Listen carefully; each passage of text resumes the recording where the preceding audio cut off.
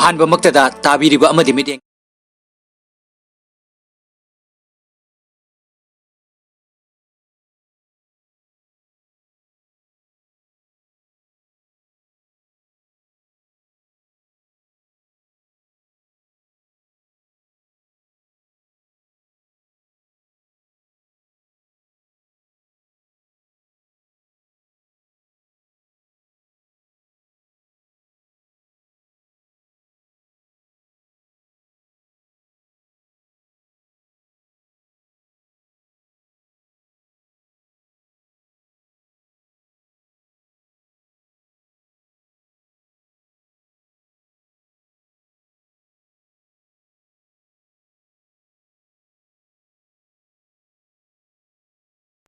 ꯑꯍꯥꯟꯕ ꯃꯛꯇꯗ ꯇꯥꯕꯤꯔꯤꯕ ꯑꯃꯗꯤ ꯃꯤꯠꯌꯦꯡ ꯇꯥꯕꯤꯔꯤꯕ ꯈꯨꯗꯤꯡꯃꯛꯄꯨ ꯑꯀꯣꯡ ꯆꯥꯟꯕ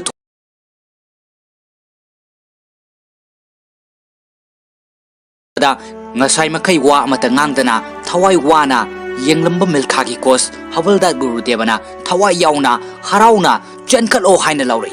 india gi team oina leiriba champion nupa aduga yamna nakna chenminari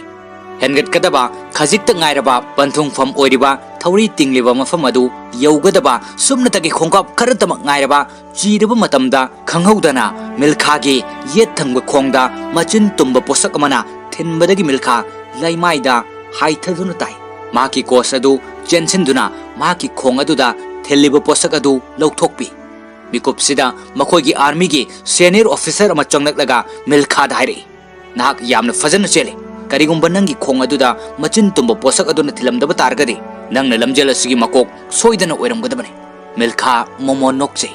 aduga officer aduna milkha gi kos aduda muk hai gurudev sir aina mahakpusu select toy nangna mahakpu ningthina train to fagane sir asumna hairam laga officer adu chatki kos aduna milkha nahak kanno honagadabani aduga sinna si loiraduna Delhi dagi Chandigarh fawa chatpagi khongsat amada train tongbagi sin adu amuk ulai milkha gi kos hawaldar gurudevna hairi milkha si mahusana pithorakpa athlete amani mahakumba ama malem sida leirambasi atangba diamond ama fangbadagi hena mamali yamai Prime Minister gi Secretary Mr. Wadwan Hari Milkha gi haukiba punsigi wari sing tabada aduki matik interest oi adubo Milkha na karigi damakta Pakistan da chatpa pamdribano haibasidi hauzik fawa khangba ngamdri Gurudevna Secretary Saab matamdu 1947 gi matamda mayoi million kayana India gi ning tambagi nungaiba phongdoknaba matamni adubo India amadi Pakistan tongan khaidokna khibada atokpa amadi tengthanaba matamni miyoi million kaya lanjelaki mayamdugi manungda milkha so amani mahaki khungang adu Pakistan border gi saita lehki matamdu mahak chahi 10 dagi 12 fawa surakpa chahi matangi mahak Delhi gi refugee camp ta laki mahak matomtane mafam sida mahak chaba thakpa mapung fana phangdana milkhana angang oringai gi sinasi loiraduna army regiment center tawagi sinda amuk ulai Milkha gi thongna asi mafam asigi army officer singnasu khangba haurakne aduga mahak masanasu lamjel chenba pamjabagi mathakta ngasai mahakpu karemnaba khiba phobi khiba India gi team da yawriba athlete champion adubusu namthaduna mahakumna India gi blazer adu amuktang phangba ngamnana bo khonage khanba achetpa wakhalda Milkha pung kun marina saba nongmagi matam asida ayamba pung singdi tumdaba makai maming leiraba athlete amagi manglanda numidang athengba fawa akanba practice tawrami mahakna asumna numidang practice tawringai gari tongduna lakpa army officer amana gari khamduna Milkha da hairami ngaiko chelibudu lepu Milkha officer adugi manakta changsili officer aduna hairi namin kari kawe recruit Milkha sing kawe sir asuk thengleba matam siduna hakna tawribe sikarino sir India team gi selection fangnana bagi damak practice tawuni sir Numidang sidi pothana ba tumna ba matamne ayuk nungthul gi matamda oina practice to ayuk nungthul gi matamda di training to bunina lamjel chenbagi practice to bagi matam phangde sir Milkha gi thawai yaujaba matawsida officer asina munna yengduna ngayak khalaga haire nangi practice ki damak matam pinana ba ai khonage chalo tumuro asumna haiduna Milkha tumba changhanki aduga nongan bagi army training da training instructor Bira Pandyana Milkha gi manakta changsinduna hai recruit Milkha Singh sir Nag numidang da kari tawi numidang da tumi sir oh nang numidang da lamjel chenbra natraga tumbra lamjel chel rubu matung da tumi sir ayuk nungthilda lamjel chenbig matam phangde haina nahakna complain tawbra matam phangde sir tawi sir matam phangbra phangdabra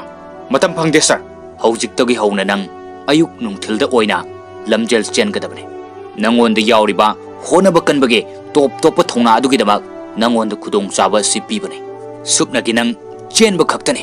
gyan tarabra tajare sir karino nang gyan tarise ayuk nungthilgi matamda lamjel chenba sir adugo numidangdana kidawwa numidangdana tungmani sir chalo cheluro fani sir asumna hairaduna army training asi khara komthokladuna milkha lamjel chenbadana khara hena hona halami hawaldar gurudevana su mahakbu thawa yauna akanba mawongda takpi tambiri numidangi matamda phamungda hipladuna milkhana mahaki nungsinajabi birogi photo adu yengduna makoi ani nakna loinaramba hawkiba punsi matekto amuk ningsingladuna matamdugi warido amuk utpa hore sinna sida milkhana angang singaduna khubak khuduna harauba aduda milkhasu angang singadugi mamangda cycle adu makut thadokduna maning hanhanduna thorokpada ningthi jarbi nupi ama ising puduna lakpa aduga thengjinnaduna ising adu haidoi milkhagi cycle adusu laimaida tui milkhadi nupi adugi wakhalda cycle turi haiba fau kawbo makai mamit kuptana nupi aduda yengduna lei numidang halaklagasu milkha tumdaba makai nupi dugi wakhalda ungduna lei nong hek nganbaga mahakna ngaujari binupi aduna ising sokpa lakpa matam aduda milkha lai aduga ising du pubige haiduna mahakna pui nupi dugi thongal hek yobaga ising du milkha dagi lawduna changki numit khudingi nupi asina ising sokpa lakpa matamda milkha ngaiduna leirami nupi asina hen pamda kiu leptuna ising sokpa lapna satpadu wadana ba haiduna angang kharaga loinana milkhana hanana ising soktuna thamlaga lambida ngaiduna nupi asigi ising sokpagi purakliba farta aduda haibirami aduga ising du pubiduna yungi thongal yona thinbi aduga milkhana nupi duda mingkari kaubage haina hangbada biro kawi haina hairamlaga changki milkhasu aigi mingna milkha kawi haiduna lauksili nongmi yengduna changkibadu milkhasu yengduna lehui mathangi numitasu ising soktuna angang singa loinana biro bu ngaiduna lei phana koina ngairaba fawgada ising sokpa lakmandabadagi birogi yumgi thongalda oina milkha lai birodu yumgi building mathak aduda leiba urami bironasu milkha bu ui aduga birona milkhagi matau yenge khanduna phamtharaga lumduna leiki masidagi milkhana che maset amada karigumba khara iduna angang singna sanaramba ball adu lawduna ahoba amu khutuna ayiba che adu namsilaga ball adu birogi manakta building mathak adu langkhale birona ball adu khunduna che adu lokthokduna yengbada ai nangbu nungsi nangdi aibu nungsi dabra asumna iramba aduda birona momonokse birona su angang nupi masa ama tharaktuna ball adu milkhada amuk pidai milkhana lokthokduna yengbada aisu nangbu nungsi asumna iramba aduda milkha harauna angang sing aduga loinana jagoi sai asumna numit kaya bol aduda che thesinduna langnaduna makoi ani pau faunarami masigi matungda karjigi khaktanate leibak sigi maru oiba mi kaya gi mingda national holiday kaya amasu leiri milkhan hai yengu biro nongmadi soidana milkha gi mingda india pumbada soidana suti thagane wafam sida birona kare milkha gi mingda asumna haiduna sita na nokse milkhana aisu maru oiba thabakni aina tawrise asumna hairaga birogi matam bakta milkhado amuk hipthai birogi iliba fi aduna milkhagi mamaida kupsili sinna si loiraduna mathangi sinda sangum kokta ani yanduna milkhana cycle thoduna lakpada police na khamlame aduga purakliba sangum kokta ani si kadai dagino huralurira hainhangi milkhana natte haibada police aduna pot asi lerakpage receipt yaurakpra hainhangi milkhana aigi pot leijabasida karigi receipt no hainhangi police aduna masi sadara police station receipt yaudrbanina pot adu mafam asida thamlamo nahakna receipt poraklaba matamda pot adu lobu yagane milkhana ai ani maksi purga chacharage haibada police aduna amadi thamlamo aduga ama pukho haina hairakpada milkhana cycle dagi lokthokduna famtharaga sangom adu thaktu'i lambi gi mataida mi mayamna su harauna lauduna yengnari milkhana sangomdu kauta ama thakpu loirba matungda buktan ile mayamduna masing thirai yankairak ilaba matungda lemhoriba sangom kauta amadusu thaktu'i aduga makhatana amuk buktan chamarak ile aduga sangom yaudrba ahangba kauta anidu police ta piduna hai karigi amakhak lahogdoino ani maksi oina lobi horo hain hai mayamduna milkhabu thangduna harauna lauduna chatki asumna lakpana birosu hen pamda miyoi kharaga ising yaduna leirambadu thengnei atai nupi singduna biroda hai masigi nupase huran badakuni yamna fattaba mini asumna haiba tabadagi birona milkhabu sauningba hukre ising purga yumda lakpada milkhana tanarei aduga biroda hai biro ai nanga lohongbo pami birona wa mata khumdana sauna leithokhtuna chatke tawbada milkhana khami birona milkhasi huranba mini haiduna yamna kanna saurami milkhana ai madugi fattaba thabak pumnamakto thadokani ai bu thajau ai gi punsigi kariguma mai pakpa ama fangnanaba ai kanna honagani aduga nangi nanakta ai amuk halakani nang ai gi damakta ngaiba ngamgadra milkhagi thamoi sengbo wahai asida birosu milu pirang chelai aduga hai ngamgani masigi matungda milkha mamanaba amaga loinana ticket yaudana train tongduna lakhi ticket check tawbu lakpada makhoi anidi ticket adu yaudrabanina mamanaba aduna ticket yengba lakliba nupa adu kanna ilamlaga milkha chelo asumna lauduna train dagi chongthaduna chelakhi milkha chelo haina laurakpa mamanabagi wahai asida milkha su chena nauriba milkhagi wakhalda chudun laikiba thogdok ama ningsinglakhi tangsang pairaga sagol tongduna mapabu hana naba sangsilakhiba saktam adu mikup asida asengba thogdok amagum ningsinglaktuna milkha wakhal amada tawbadagi makhutta paiba thang amana miyoi ama yalubadagi miyoi adu makhut soki masidagi milkha matam khar jail da leiruraba matung masena mahakbu jail dagi lokthokpa lakhi milkha jail dagi tholaktuna lambida masege wari sai milkhana karigi aibu jail dagi lokthokpa laklibano masi haiduna macheda yenglubada masigi manada sivasana adu yauramdaba aduda milkhana hanglai nahaki sana adu kadaida chatkrabage masedu khumde tuminna lei ngaihak leiraga milkhana makha tarai aibu belda lokthoknanabagi damak nangi sanadu kaithokkiba natra machil mopwa milu piranga loinaruduna yengne masena baukhum amata pidana sasila o haiduna milkhabu puduna lai masigi matungda sinasi army training center da milkhana practice tawbagi amuk pulai matang sida Ranbir Singh changlaknaga hawaldar Gurudevaga khutsoknai Gurudevna milkha da hai milkha mahaki ming Ranbir Singh kawi India team gi coach ne milkhana Ranbir Singh da khurumi Ranbir Singh na milkha gi matik mathonga adubo yengningduna milkha da hai masigi round sida amuktang chelo aduga ingonde yengalu milkhana chenbadu yenglaba matung mathangi nongan bada amuk coach Ranbir Singh na milkha yauna mayam punna amuk chenmin hale hanjin chalan bada cheliba khudinge second khara ngan khana panthung pham yobang ngamki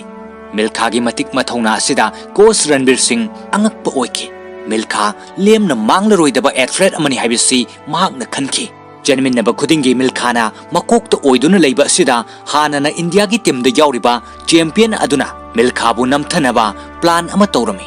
hayengsi India gi athlete team khananabagi damak final selection pangthokka dawribani hariba selection aduda lamjel chenba ngamdananabagi damak numidangda nupa asiga miyoi kharaga pulaga milkha gi makhongda chaina kanduna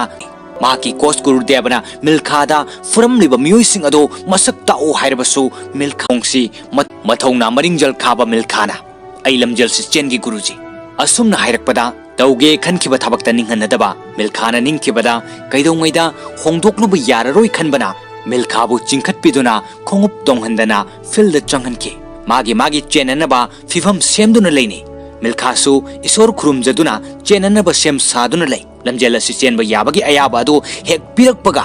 magi pangal thongna puthoknaduna kanna chenai milkhasu magi asokpa makhongi anaba chaina aduna maram oiraga yamna wana lauduna chaina khangduna chele mahaki coach ani adudi thawai wana yengle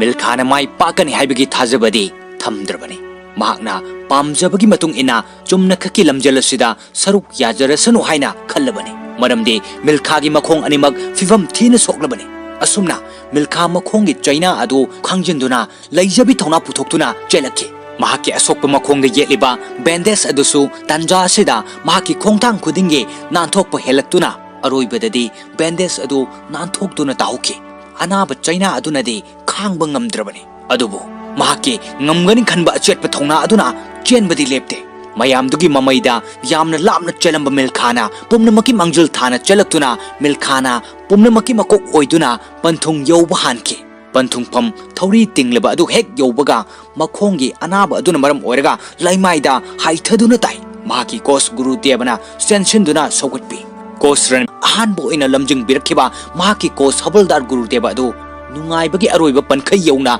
मिलु पिरांग सेनखि अदुगा तनिकपा खोंजलदा Milkha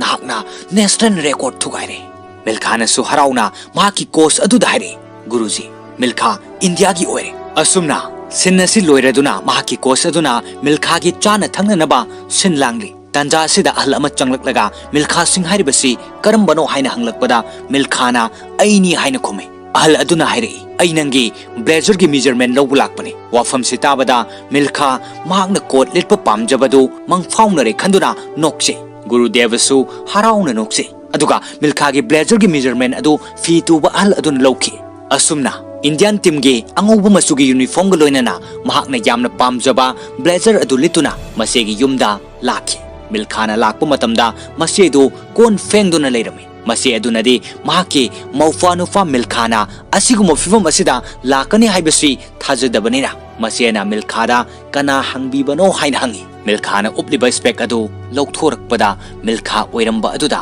मसेदु तौफम खंगलमदे हराउबगी मिनोका नुंगाइबगी पीगा Ian यान सिनरमे मसेदु मिल्खागी मनाक्ता संगसिनदुना मौपाबु थवाई ताना येंजे मिल्खाना मसेदा हाय ऐसे नंगी मिल्खादुनी ऐ भूत नते असुमना हाइदुना मसेना मौपाबु नुंगसिना कोनसिनबे अदुगा मसेना हंगलई coat लिलगा लागलिदि मिल्खाना खोमे मसिदी coat नते blazer ने Indian team की blazer ने येंगो सिदा इंडिया थारिसे नंगी नौपानुपा मिल्खासे अवाब खंगदना कन्न होनरे अदुगिदमक्ता मसी फंगबने मिल्खाना असुमना हाइदुना ब्लेजर अदु लौथोक्तुना मसेदा से लिलगा येंगो हाइदुना लिलले मिल्खाना मसेदा यामना फसे पॉकेट अनिदुदा हुमलगा येंगो असुमना हाइरकपदा मसेदु पॉकेट तु हुमदुना येंगबदा ब्लेजर अदुगे पॉकेट नाकल अनिमक्ता करिगुम पोसक अमा यावरंबा थेंगनखे यावरमलिबा पोसक अदु लौथोक्तुना येंगबदा सना ओइरमखे मिल्खाना जेल लेरिंगैदा मसेना चिनबा सना अदु काइथोक्तुना मिल्खाबु बेल लौथोखिबा अदुगिदमक मसेगिदमक्ता महाकना लैबिरकपा सनानि मसेगिदमक्ता महाकना लैबिरकपा मानबा अदुना अतोप्पो वाफमदो ओइना थैदोक्तुना खुम्मे मिल्खाना अमुक मखा ताई करिगिनो नंगना अइना हंगलिबसि पाखुम पीदना अतोप्पो वाफमदो ओइना थैदोक्लगा खुमलेदि हायो महाक कैदौरगे ममानबा अदुना खुमे महाक सिदा लैत्रे अदुदि महाक कदाइदा चटख्रबा असुमना मिल्खाना हंगबदा ममानबा अदुना अस आई खंगदे लाओ चसिलो असुमना हाइरकपदा मिल्खाना करिनो नंगना हाइरिबदुबो मिल्खा महाक लोहंख्रे बिरो लोहंख्रे हाइबो हाइ सिताबदा मिल्खा अंगकपगा लोइनना अवाबना खम थेंगलमे मिल्खाना बिरोबु थमोइ सेंगना नुंगसिजरुबा थाजरुबा अदुना वफम असिदा अमुक्सु थाजबो ngamlamde मिल्खाना हाइरि महाकना आइबो ngairamgani haikibani ai maga unagani mahakna longlibase kadaidano mamanaba aduna karino milkha nangna hairibodubo pumnamakto hokre mado oiba yararoi asumna hainarbu matung biro kainabagi awaba wakhalna puba thangba ngamdraba milkhana hokhiba matam singda biroga nungsina unakiba mafam aduda laktuna famle mahakna birogi damaktani haiduna lerakliba fi adu tingthokle महाकना बिरोगी दमक फी असि लेरकलिबसि अतैगी नते नोंगमा मफम असिमक्तदा मखोय अनि नुंगसिना उनखिबा नुमित अदुदा बिरोगी मतम बाक्ता मिल्खाना हिप्तुना लैबदा बिरोना महाकि इलकलिबा फी अदुना मिल्खागी माइदा कुपसिनबदा तंजा अदुमक्तदा नुंगसित सिलकपदगे बिरोगी फी अदु याई तमना हुमदुना पोखि मदुदगी मिल्खाना नुंगाइत्रदुना बिरोगी फी अमा लैदुना पुरकलिबने अदुबो नुंगसिबि महाकि मफमदा नुंगसिना कुदोल तमलनि खंदुना थवाई ताना पुरकलिबा कुदोल pot असिगे सनफम लैत्रबदा मनिंग तमना सिलिबा नुंगसितकी मतुंग इलहंदुना मनिंग तमना पायहनकी असुमना सिन्ना सिल्लोइरदुलदार गुरुदेव अमदे मिल्खा मखोई अनि मिल्खाना हाय गुरुजी आई गुरुजी याउदना करिमता तौबा ngamloi गुरुजीना हाय करिगी ngamloi दौरिनो पुमनमक नंगना माइ पाकदौरिबनी रणबीर सिंह हारिबसी अफावा कोस अमने गुरुजी का इगा लापनरनी खनबदा आई यामना वाई गुरुजी करिगी वागनी उसेक सिंगना अपिकपा अनेम्बु उफाल सिंगदा तोंगलंबदगे अवांगबा मफम सिंगदा पाइखने नहाकना चटकदौरिबसे फॉरेन कंट्री ऑस्ट्रेलिया दने asumna haiduna milkhabu konsinbi masigi matungda milkha coach Ranbir Singh sinaduna mahakka loinana Australia khongsit kidamak flight tongki milkha di nongthaki lambida amukta chatribana flight asina paikhatpa horakpada yamna kina pakhatna lei mahakna thong aduda yengthoklubada yamna wangna pairamba aduda amukka hena pakhatki sit thangnana faminariba mamanaba aduda milkha na hai aikhoisi yam wangna paikhale aikoi soidan pokhairani asumna haiduna milkha pakhatna sit adudage hogolai coach Ranbir na milkha da gyan tana famthana bahai asumna plane manungda langkhatnarakpa sida kari tobu yaurubano haiduna nupa ama changlaktuna hangi milkha gi mamanaba aduna nupa aduda adomdi kanano hain hangi nupa aduna ai captain ni aina plane si paibani haina khumlakpada hanadagi pakhatna leiramba milkha di amukka hena pakhatki milkha na hanglei plane si adumna pairaga karigino thaduk lamlaga lagide maduda captain aduna kari suwabirunu aikhoi miyoi anina plane si paibani miyoi amana standby oina leibani section gyan tana phambiyo asumna hairamlaga captain adu chatki asumna lakpana hujik Australia da Melbourne Olympics 1956 asi saruk yananabagidamak Melbourne city da thunglare miyoi kayana saruk yaduna Olympics ki maira asi chukhatuna Melbourne Olympics 1956 asi hongdoklaba matung coach Ranbir Singh na milkha amadi India gi sanaroi sing adu da hai mahaki maming Mr. Peter Hami Hon kawai mahak si aikhoi gi technical advisor oina leigadoribani asumna coach aduna hairakpadage India gi sanaroi sing aduna nupa aduda khurumlakpa aduda Australia nupa aduna Ranbir da karino makhoina toribase haina hangi Ranbir na hai masi coach singda respect over India gi chanabi amane masigi matungda India gi technical advisor oina leiriba Australia nupa adugi yumda lakhi ngai hak leiraga tech running team ne aduga mahaksina coach Ranbir Singh ni aduga Ranbir Singh da amuk hai mahaksi aigi ichanupi ni mamingna Stella kawi machanupi Stella na hairi welcome to Melbourne aduga lakliba makhoi anisina aigi imanabi ni Lindsay amadi Jani asumna hainaduna makhoi sakhang maikhang nei machanupi Stella na makhata na milkha da mafam sida lakpasi kamdawi nungaiba fawra haina hanglakpada milkha di English lon asi ningthina khangdabana hanglakliba aduga chanadana milkha na khummi natte ai milkha ne 400 meter race ki asumna paukhum pirakpada Stella du noi aduga coach Ranbir na oina milkha da gyan tahale mahakna hairibado nangi ming hangba nate mafam sida lakpase nungaibra kamdauge haina hangbani mahakna onana paukhum piruba aduda milkha su ikairaduna noi aduga Stella na coach aduda milkha amadi India gi team aduga ngaihak koithok minaruge haina hai technical advisor aduna su ngaihak chacharu sanu hairakpada coach aduna su ayaba adu pirai aduga milkha da hai chalo Melbourne city gi akoibada ngaihak yengruso adubo hayeng practice tawgadabanina yamna thenglakanu ngan halo asumna milkha ga loinana India gi athlete team aduga Stella yauna mamanaba sing aduga punna mafam amada laklaga beer thakladuna isai saktuna harauna jogoi sari numit asigi numidang athengba fawba yu thaktuna ka hena ngauthok mathangi nongan bagi ayukta nganna hogatpa ngamdabana practice adu milkhana matam chana yawba ngamlamde mayamna practice haunakraba matungda milkhadi yamna thengna tholakhi coach Ranbir na milkha da hai nahan makai amukta thenglaktaba matam chana tholakpa nangna karigino ngasi asuk thengna matam chada na tholaklibase aina hangni sikumu milkhana mamai adu lukthar aduna khumi sir ai ngarang numidang do biar khara thaksilure coach aduna makha tarai nangna mafam asida laklibasi biar thakpa laklibra nate sir adudi mafam sida karigidamak lakpano Olympics saruk yaba lamjel chenba lakpani sir numit marini subada qualifying race ni masida nahak na mai pakpa ngamhogdrabadi nahak mapanda thokadoribani namito ingondi yango Milkha Singh sportsman ama oige hairabadi nahak na kathokpa amade discipline ngak na chatpadai sorry sir chalo warm up tawso asumna haibadagi Milkha warm up tawba hawi masidagi numit khara hokraba matung ngasi asi Melbourne Olympics asigi Milkha gi lamjel chenba numini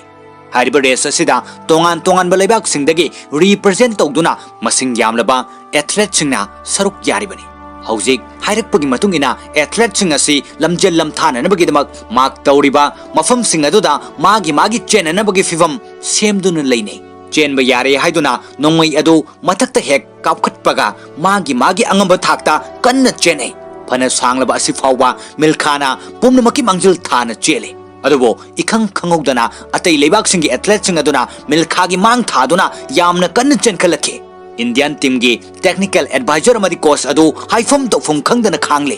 asumna Melbourne Olympics 1956 asida Milkha maithi banangki fil adudagi mapal tholaklaba matung washroom da changduna mahakna beer thaktuna ngauthokluba nungai thokluba aduna maram oiraga masada awaba chokthaba fauhan batanatana matam chana practice yawa ngamkidabana race asida world record asi second kayano sir Coach aduna Milkhana khalibasi karino khanduna Milkhada ngaihakti munna yengduna lei aduga chema set adu lauduna wadi amatanga Milkha awaba kaya mayokna duna chingi mafam amada tongan ba makhalge akanba training sathaki Milkhana sokthaраklaba thongna pumbal leiraktraba mikupta mahaki coach Ranbirna mamal naidraba thongna kaya leptana pibiki numit kaya ni makhwangda ter punduna Makhongda nung punduna nongju nung samarkta leptana akanba training chatharaba matung 1958 ta Tokyo da pangthokpa Asian Games yawu chatki Asian Games asida 400 meter race ki oina Asia gi khwaidagi lamjal yangba Pakistan gi represent tawduna lagiba maming leiraba athlete Abdul Khalik hairiba miyoi asiga Milkhaga akanba lamba tawgadori Games asigi filgi running track ta mark tawduna leiriba mafam sing asida athlete sing asi running position da chenanaba same saduna lei chenba yare haiduna ganna si mathakta hek kapaga athlete sing asi magi hai singwa pangal puthokna duna yamna kanna chene race asigi haurakba second khara fawade Pakistan gi maming leiriba athlete Abdul Khalik na mang thana Milkhadagi yamna lakchana chelame Lairiba mong asida Abdul Khalik ki coach adu napal kajai coach Ranbirna Milkhada chenkalo haiduna lauri Milkhasu matam sangna akanba practice tawrakpagi haisingba adu mikup sida puthok lage khanduna araiba thongna sijanaduna chenkhalakpana Abdul Khalik ka makhoi ani kanana helibano haiba ngamdaba mawongda chap manana chenminnarakpana makhoi ani mag panthung pham oiriba thori tingliba mafam adu yoba chap manake Pakistan gi maming leirba athlete Abdul Khalik amade mahaki coach aduna de thori adu makhoina sokpa hali khanduna harauna konsinai India gi coach Ranbir Singh di leiriba mawong adu chap chana uba ngamdabana athlete makhoi animak yaurakpa iman manana ukhibana Milkhabu sogat piduna scoreboard aduda karamba decision ama pirakpage haibadu mitkuptana yengduna lei Second kharagi tungda Milkhana pumna makim bakok oire haiduna scoreboard aduda irakpa aduda Milkhana harauriba nungairiba adudage saruk kaya mahaki coach aduna haraubana helame asumna Milkha court thugaiduna prithibigi maning tamna paihalame masigi matungda 1958 Cardiff tu hokna khurumjai Milkhana takpi tambikhiba ojabo masak khangba matau ulakpada ngasai makai pi ira selba susena kharamakai khangjinba ngamlamba coach adugi metki pi adu aroi akham naidana sentharaktuna Milkhabu nungsina konsinbi Milkhana hai Guruji na ibu kupna yengshinbiduna ikut paiduna takpi tambirakpadagi aigi ngasigi thakse yoba ngamjabani Guru Devana su Milkhada asigumba lising na khujing oiduna mai pakpa oyu haina mangol pibirami Masigi matungda unit asigi army sing isai saklaga jagoi saduna harau nungaiba phongdoklami masigi matungda Milkha Singh 400 meter race ta world record thugaiduna India gi president mahakpu Padma Shri award khusinnaduna ikai khumnarami masigi matungda India gi prime minister ga India gi athlete sing yauna coach Milkha ga unabagi thoram ama silame prime minister na Milkha da hai aikhoi sinangi damakta chauthok chaningai ni